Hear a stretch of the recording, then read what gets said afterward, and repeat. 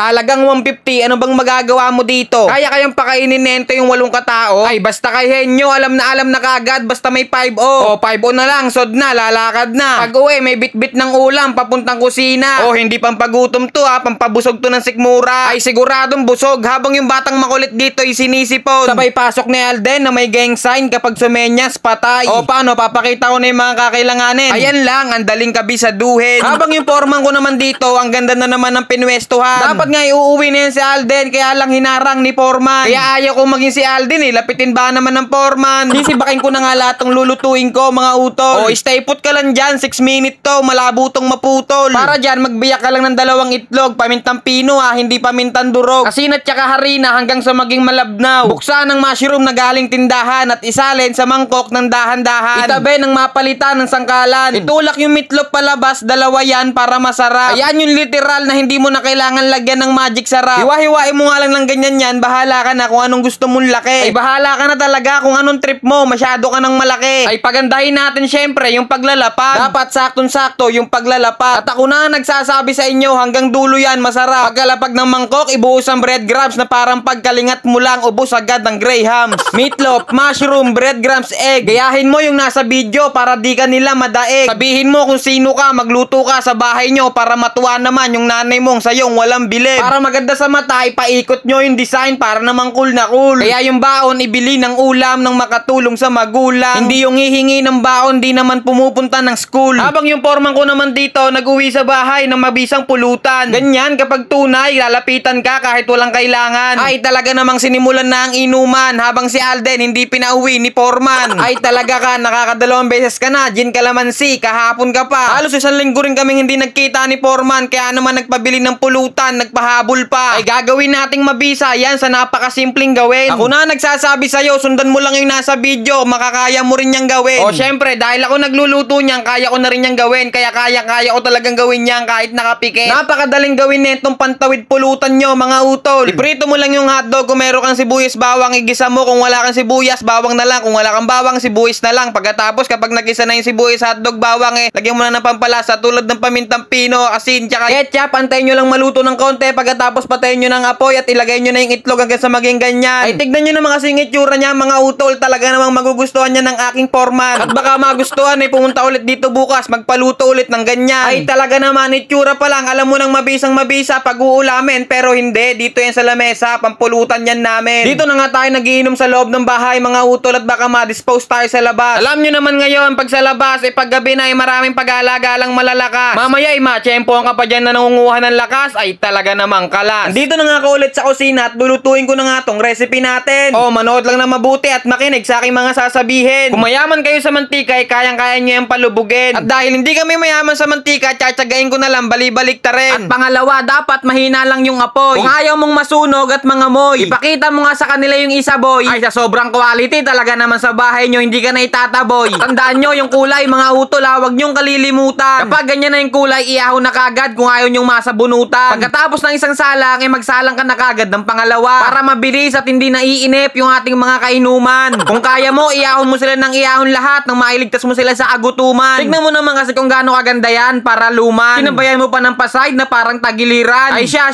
masyado ata ako napatagal sa kusina at naubos na pala yung 4 kantos na iniinom nila. Akalain mo yun, kabayo na. Tibay talaga ni Alden. Pag shot, may double okay at may whisper with wings. Sabay yahoo.com, sabay geng-geng, patay na. Lalo na kapag nag-wow, wow!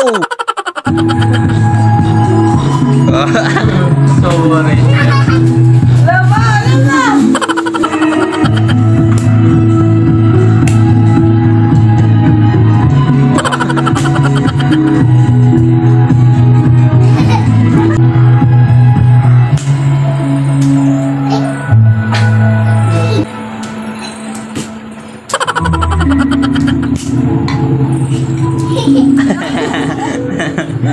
Wala ba? Oops. Dalawa talaga. Yun o. At dahil dumating na nga si Erma at saka si Utol, gagawa nga tayo rito ng malupitang gravy. Napakasimple lang ulit nito, kaya makinig ka ulit. Makinig ka, huwag kang makulit. 2 kutsarang harina, pamintang pino, asin, ng mga pampalasa lang. Pagkatapos, ilagyan mo na ng tubig kung gaano karami ang gusto mo. Halu-haluin mo na muna yon nang walang apoy hanggang sa mawala na yung mga hari-harina ng mga buo-buo. Pag alam mong lusaw na lahat, tsaka mo na buksan yung apoy sa mahina lang. At sipagan mo lang sa paghahalo at huwag mong subukang tamarin. Mararamdaman mo namang goods na kapag lumalapot na. At kung gusto mo talaga yung kakulay na gravy, ilagyan mo ng toyo, tansyahan lang. Pagkatapos tapos na. Ganun lang kasimple. Yung mushroom naman, additional na lang yan. Bahala na kayo kung gusto nyo yung lagyan. Pero lagyan nyo pa rin mga utol para mas maging mabisa talaga. Ay habang binabagsak ko nga dyan yung gravy, si Alden tsaka si Foreman nanonood sa akin ay talaga namang laway na laway na. Tignan nyo naman kasi yung itsura niya mga utol. Kahit si Ermat ay nagutom na rin. Kaya naman sa lamesa, agad-agaran na naghain. Napawaw pa nga sa dala-dala niya. Akala niya kasi in order sa 87,000 deliveries. Kaming tatlo nga nila Alden tsaka ni Foreman sa labas na kami kakain mga utol gawat hindi kami kasya rito sa lamesa. Kaya ano pang ginagawa nyo dyan mga utol, testingin nyo na rin. Pero bago yun kain tayo mga utol. At habang kumakain kami magsha-shoutout ako. Kaya shoutout sa utol natin si Melissa May Pitalbo, kay Monet Tabliso from Taguig, kay Nidia Ali Atiles Kilesis from Bukidnon, kay AJ Jel from Naik Cavite, kay Joan Chiba from Las Piñas City. At sa utol natin si Marvin Albelio from Baliwag, Bulacan. Shoutout sa inyong lahat mga utol at marami pong salamat sa mga suporta ninyo. Kaya paano, hanggang dito na lang. Paalam!